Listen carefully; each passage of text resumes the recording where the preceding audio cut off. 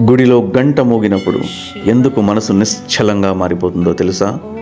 ఆ గంట తయారు చేసేటప్పుడు దానికి ఒక పర్టికులర్ షేప్లోను, మరియు కింద ఉన్నటువంటి బెల్ కూడా ఒక పర్టికులర్ షేప్లోను, అది ఒక పర్టికులర్ మెటల్తోనే తయారు చేస్తారు.